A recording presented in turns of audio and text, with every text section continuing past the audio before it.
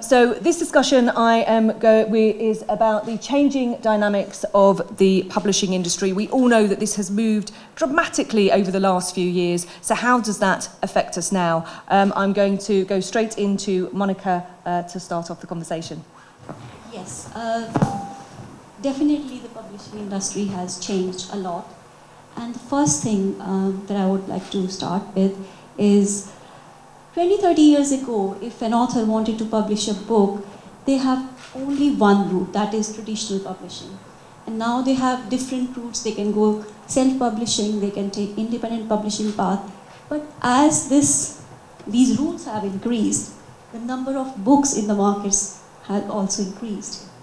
So the big question that is for any author to be successful is how they can make their books stand out in this crowded market. And if you look at the figures, last year, over 2 million books were published. And if we take into account number of self-published books as well, the figure rises to 4 million. So the big question is, how can an author make their book stand out in this crowded market? So that is something, we would like to know from our PR experts, and we have author here.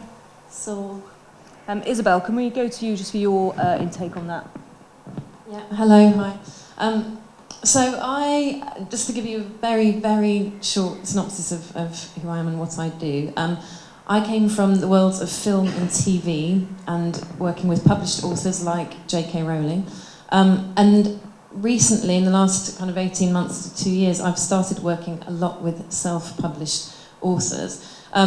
There's been talk earlier on today, people have been saying interesting things about, I think PR and marketing is often seen as a kind of dark art that people don't really understand. They know it's something they might have to do if they have a book that they want to sell. But it's not true. You don't have to become a PR and marketing expert overall. You just have to learn how to promote and present your own book and you as an author. So you don't need to become a kind of full expert on and know everything there is to know, but really getting to grips with how are you presenting yourself. And I think we heard from earlier about running bookshops and people running bookshops, taking books from self-published authors. And we've heard from literary agents also taking submissions from self-published authors. And all of these things have in common that if you know how you are presenting your book, who it's for, so the readership that you want to attract and interact with, and know how to talk about yourself as an author. I always say to the people I work with, a book doesn't sell itself, and I think we've had people have said versions of that already.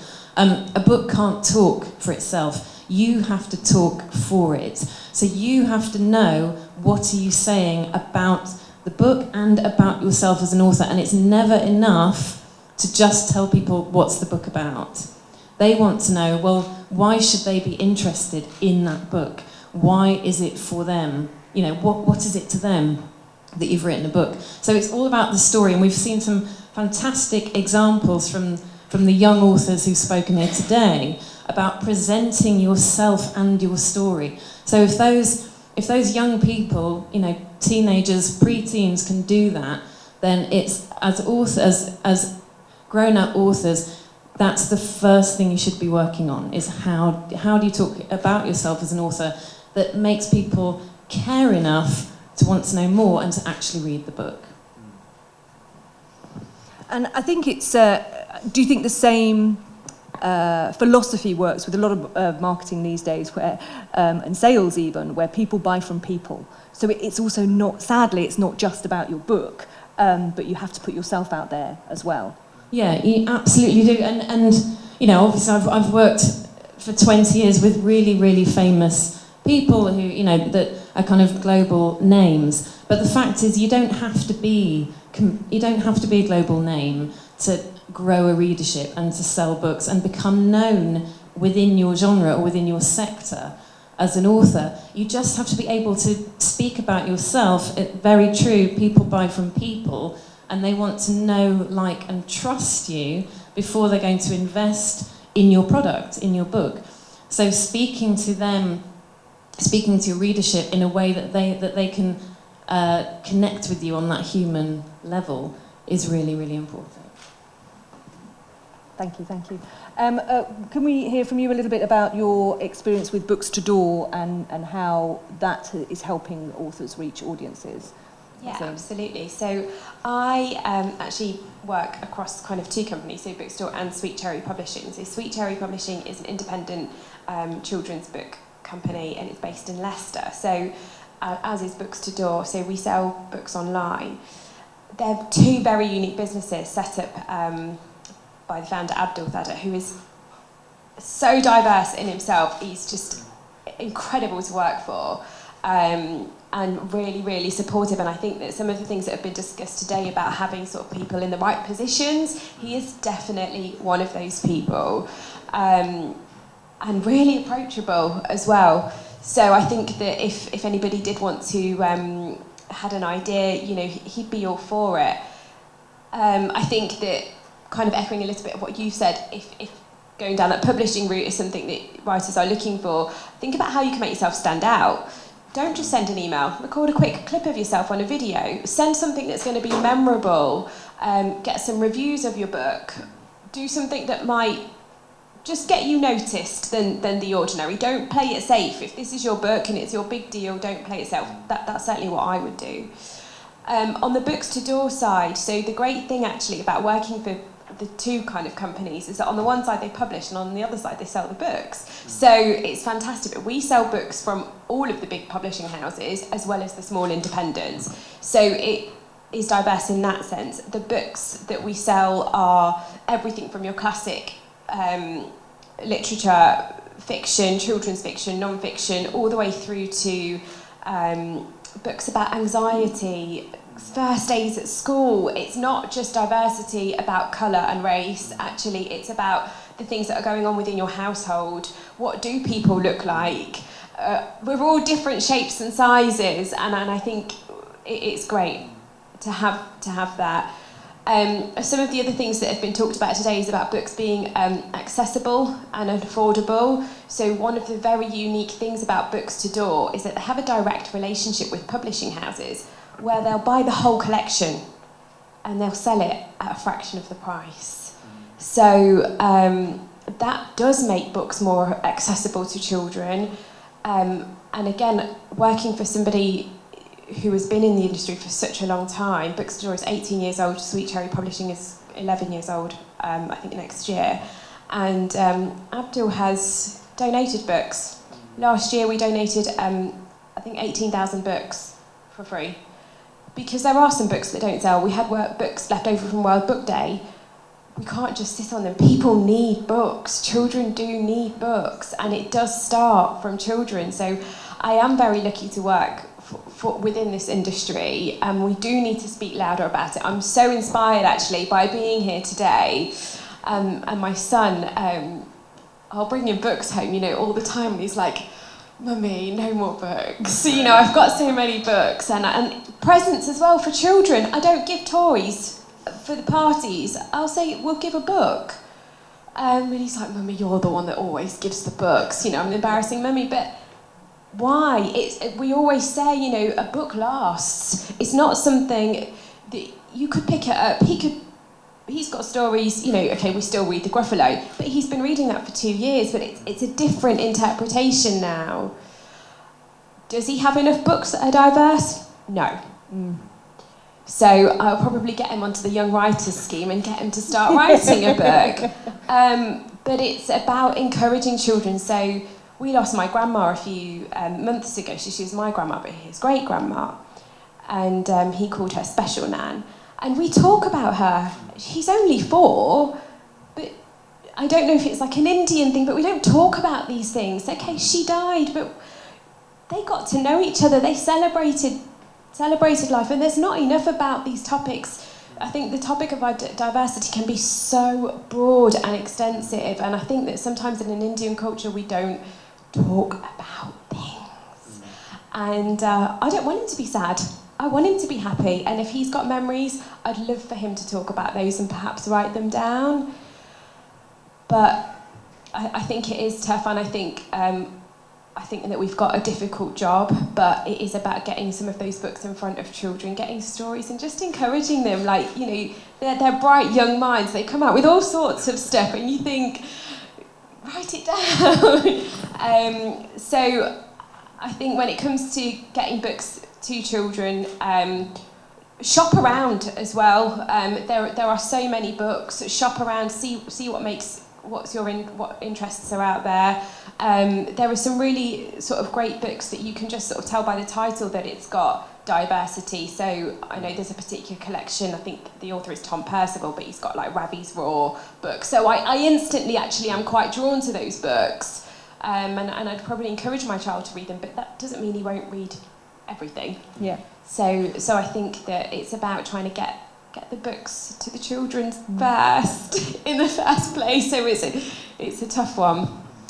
Simon, let's hear it from your perspective as an author, and how you've managed to make yourself seen in what is a very broad landscape. You know, where do you start?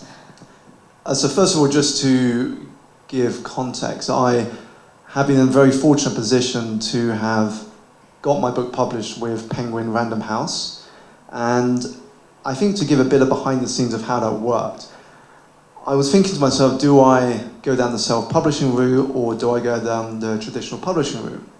And once I decided to do the traditional publishing route, I knew that it was going to be very difficult.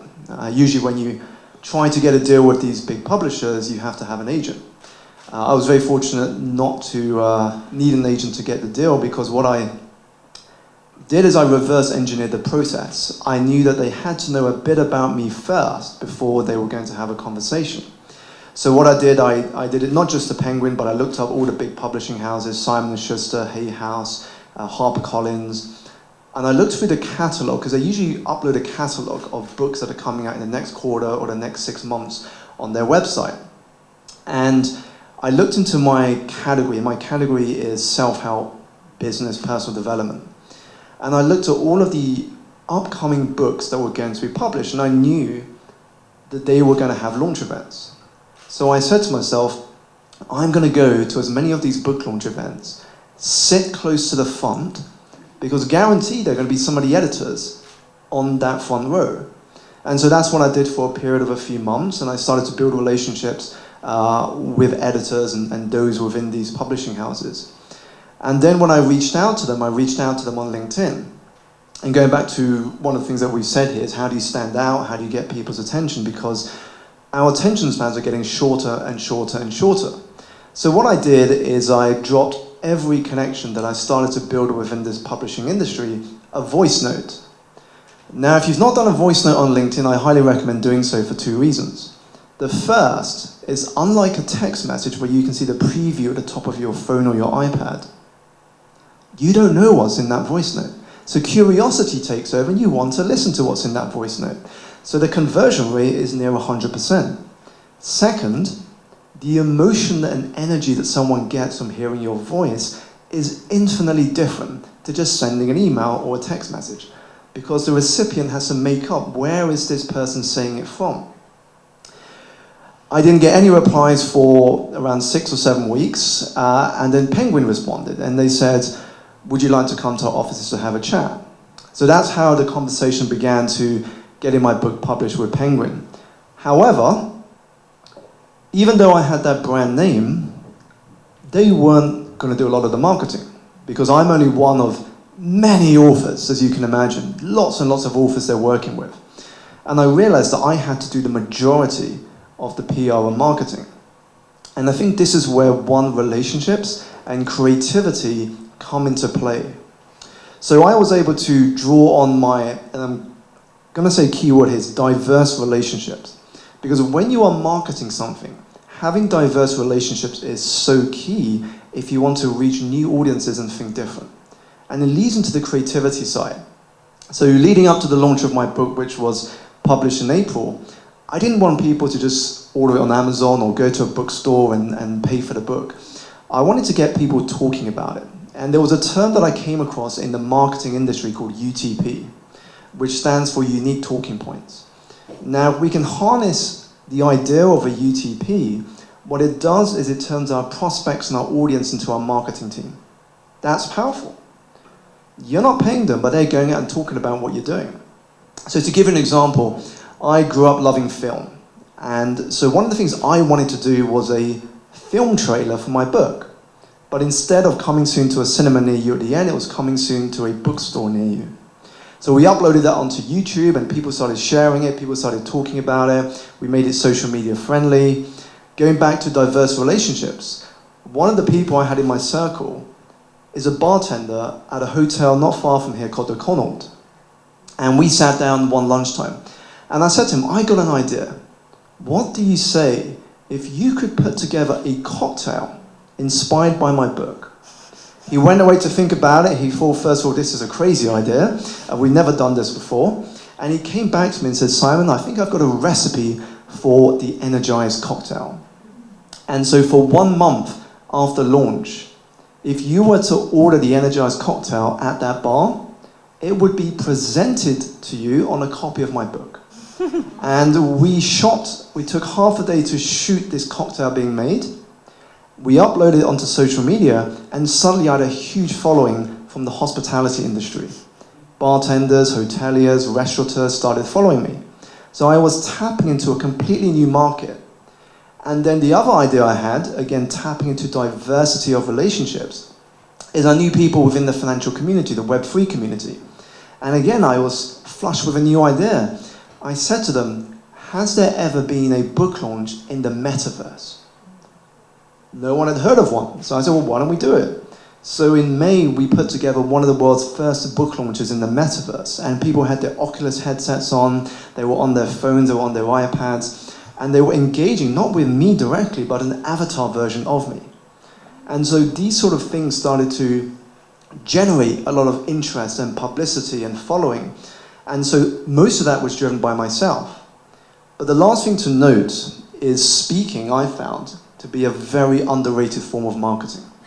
Because if you are able to speak to an audience, not only does that help in landing a book deal or getting your book into a store, because they know you can go out and sell the book, but what happens is it's very powerful in scaling your impact. Imagine talking about your book to a room of hundreds. At the end of it, they're going to go and share about that experience with other people. You're tapping into that network effect. So I think it's relationships, diversity of input, and the ability to think creative. Do things that haven't been done before and tap into the concept of unique talking points. Also, all of those things sound really fun. So enjoy yourself while you're doing it. That sounds really fun. Isabel, let's come back to you for a second. What would be your top... So as a PR expert who works directly with writers, what are your sort of top tips, again, for navigating this crazy world? So, I mean, I love hearing about the creativity that you put into your campaigns, but I think, first of all, before you can be that creative, you have to have figured out those really, really key things to begin with, which is 1, who is your reader, who are you talking to? 2, what are you saying about yourself that is going to make them want to hear more? So what is it about you that is going to particularly appeal to those specific readers? And then number 3, then you can get into the strategy of how am I going to do it? So what am I going to use? And going back to making it fun, making it things you enjoy, playing to your strengths. So if you enjoy speaking, then speaking is a very powerful way of getting your message across. It could be writing. I mean, I work with some authors, who've never done any publicity or marketing whatsoever. So quite often they'll start with a blog, or they'll start by guesting on people's podcasts, that kind of thing. They'll start by joining groups and communities and learning how to talk about themselves. So, you can start very, very small, and then once you've figured out those fundamental things, then you can start to get more creative and take it further. Because as an independent publisher, we work with authors and we present their work to the best of the level, because we want that a title that we publish is up to that standard, where it's not it's competing with traditional publishing. So that's what we do. But the things that we lack when it comes to marketing, that's where the authors find it very difficult to bring their books out.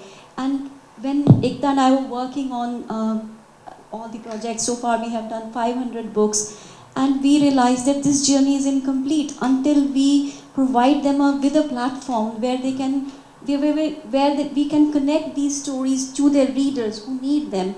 So then we thought of because we were not marketing and PR experts, how can we bring those stories out in front of people? And that is when the idea came, like we should do events like this, where authors from diverse cultures, like children, they should get a platform to showcase what they want to express. And it's very important, because when an author goes on a journey of writing, they are not really good at speaking. Not everyone is a speaker like me. I'm not a good speaker as well. But we need to express our opinions. We need to have those platforms where we can share our opinions, our perspectives. So for an author who is not so confident in speaking, what can we do? What they can do to bring their voice out? Or is it just who can speak? It's their market. The other people, they just can't bring the book stand out. Jasleen, did you want to just bring up? I think that when you're starting out, speaking, marketing, PR can be a bit of a minefield. There is social media, there is a platform, there are free things you can do that you can leverage, and if it works, do it again. Don't keep trying to find lots of new things to do as well, because that is important to your audience. So I'm really fortunate, I host a book club series online through Instagram Live. It's around once a month, sometimes twice a month if we can do it. And I'll interview authors. They've been incredibly nervous at times, but it's just a chat, and it's a chance for them, it's a chance for them to talk about their book. It's primarily around children's books, but sometimes I've done it with mums who are influencers, and we're talking about how can we encourage children to read. So there are informal, less pressurised environments that you can get authors to speak up about, and it's free. So that's something that quite a lot of the big publishers do, and